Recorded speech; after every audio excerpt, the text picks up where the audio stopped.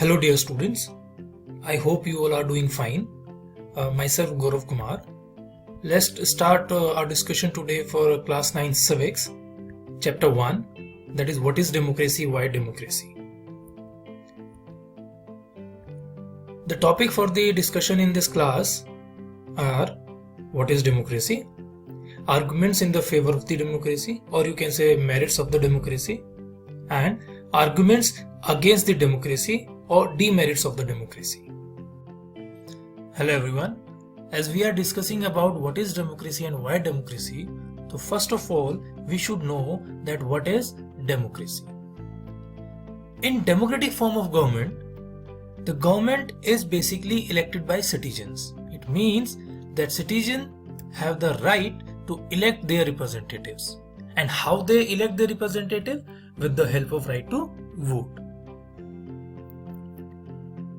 In today's class, we will be discussing over that why we need democracy. World में जितने भी देश हैं, मैक्सिमम देशों में आज के समय पर democratic form of the government जो है वो इंप्लीमेंट की गई है, लागू की गई है, वहां पर डेमोक्रेटिक गवर्नमेंट चलती है. It means that democratic government is one of the most preferred form of the government in the world. अब अगर हम कोई बात करें कि किसी चीज को हम इस्तेमाल करते हैं, किसी चीज को हम सबसे ज्यादा पसंद करते हैं, तो उसके कारण जानने के लिए कि ऐसा क्यों हो सकता है, हमें उसके मेरिट्स जानने की जरूरत है.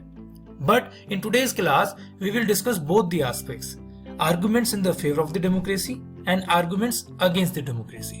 So let's start with the arguments in the favor of the democracy. These are the merits of the democracy. First, it's the most accountable form of the government. Most accountable form of the government का मतलब ये होता है कि सरकार जो भी काम करती है, द गवर्नमेंट इज रिस्पॉन्सिबल, और जो भी एक्शन, जो भी काम, जो भी निर्णय सरकार लेती है उसको जस्टिफाई करना होता है लोगों के लिए. बिकॉज हम पहले जान चुके हैं कि डेमोक्रेटिक गवर्नमेंट लोगों द्वारा इलेक्ट की जाती है, चुनी जाती है, तो सरकार अकाउंटेबल है towards the citizen of the nation. उन्हें अपने हर काम का जस्टिफिकेशन लोगों को देना होगा.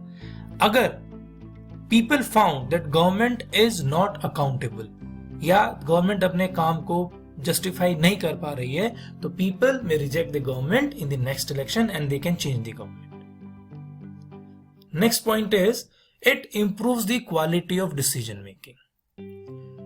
डेमोक्रेसी के अंदर जितने भी निर्णय लिए जाते हैं, like it is all the laws are basically formed in the parliament, तो जितने भी निर्णय लिए जाएंगे, जो भी कानून बनाए जाते हैं, वो डेमोक्रेसी के अंदर कंसल्टेशन और डिबेट्स पर आधारित होते हैं. मतलब कि बहुत सारे जो लोग होते हैं वो एक साथ बैठकर मीटिंग्स में डिस्कशन करते हैं, जिसकी वजह से हम कह सकते हैं when a number of people put their heads together they are able to point out possible mistakes. This procedure takes time, but there is a big advantage. अगर इसमें टाइम लगता है तो उसका सबसे अच्छा फायदा ये होता है कि जो भी निर्णय लिए जाते हैं इतने सारे लोगों के साथ मिलकर, वो लॉन्ग रन में बेहतर होते हैं और किसी भी तरह के उसमें गलत निर्णय या कोई नुकसान वाले निर्णय लेने से आदमी बच जाता है. तो इसीलिए हम कह सकते हैं कि it improves the quality of decision making. Now next come to the next point. Enhance the dignity of the citizen. Dignity is self-respect. Because democracy is based on the principle of political equality. In democratic government, the poorest and the least educated have the same status as the rich and the educated. In democratic form of the government, people are not the subjects of a ruler. They are the rulers themselves. अब ये हमने क्यों कहा? क्योंकि democracy के अंदर लोगों के पास सरकार चुनने की पावर है. ठीक है, तो इसीलिए हम कहते हैं कि डेमोक्रेसी के अंदर जो लोग होते हैं वो अपने आप में ही रूलर्स होते हैं. Next point, it resolve the conflicts and differences. Yes, अब कोई भी देश होगा, वहां पर अलग धर्म, अलग भाषा, हर अलग जाति, अलग क्लास, अलग अलग लोग रहते हैं, जिसकी वजह से वहां पर डाइवर्सिटी होती है. ठीक है, तो इस डाइवर्सिटी, और खासकर हिंदुस्तान जैसा, इंडिया जैसा नेशन है जहां पर इतने सारे डाइवर्स लोग रहते हैं, तो वहां पर ये डाइवर्सिटी और भी ज्यादा है.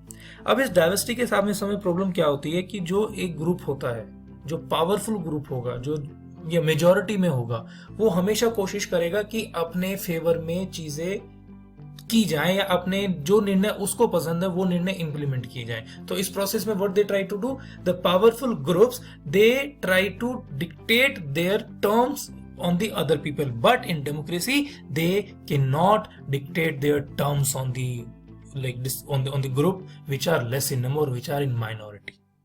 In democracy there is no one is a permanent winner and no one is a permanent loser.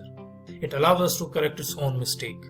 संविधान में एक सिस्टम बनाया गया जिसको हम बोलते हैं संशोधन, अमेंडमेंट इन द कॉन्स्टिट्यूशन।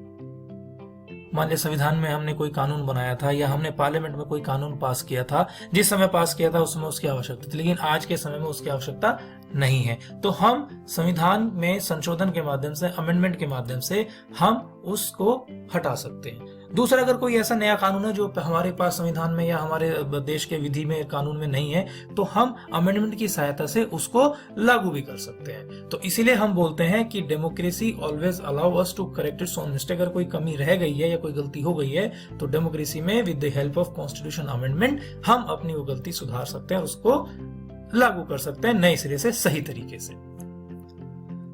चलिए, जैसा हमने पहले बात की थी कि इस वीडियो के अंदर, इस क्लास के अंदर हम डेमोक्रेसी के फेवर में आर्गुमेंट्स भी डिस्कस करेंगे और arguments against the democracy also.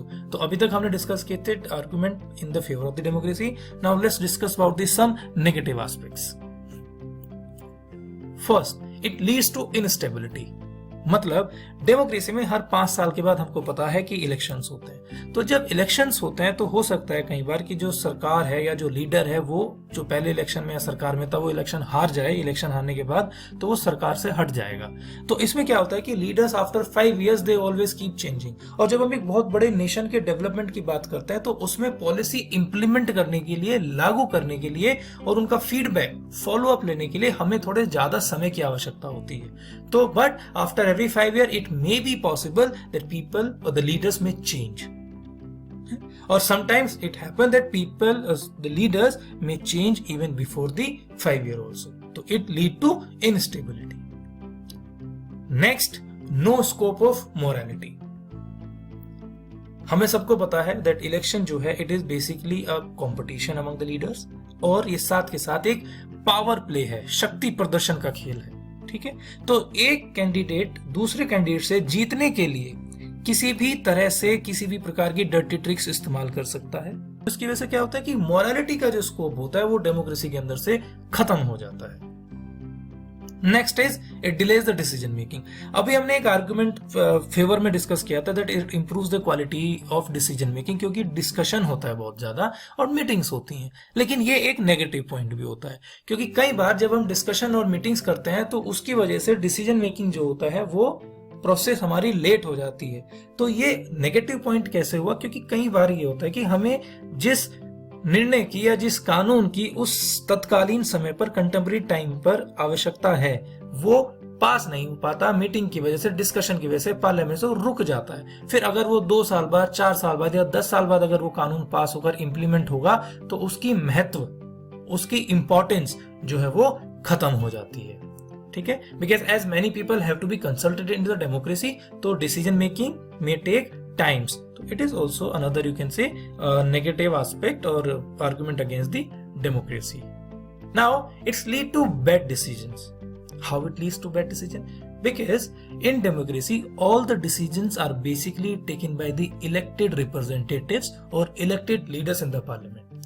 तो यहाँ पर ये संभावना हमेशा बनी रहती है कि जो हमारे इलेक्टेड लीडर्स हैं, ये जरूरी नहीं है कि वो हर बार हमारे बेस्ट इंटरेस्ट को समझ जाएं या जानते हों।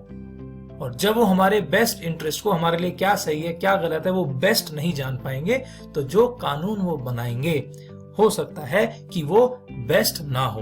तो इसका मतलब जो डिसीजन लिया गया है it could be a bad decision.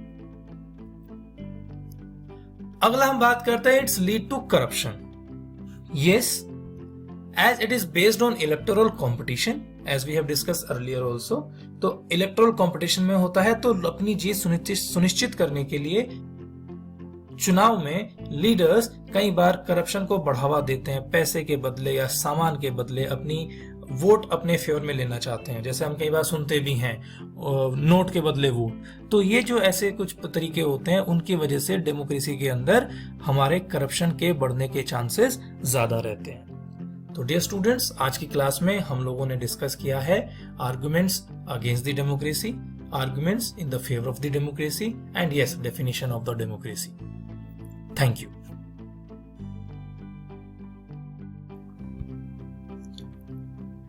So these are the some questions for the assignment. Kindly complete them. Thank you.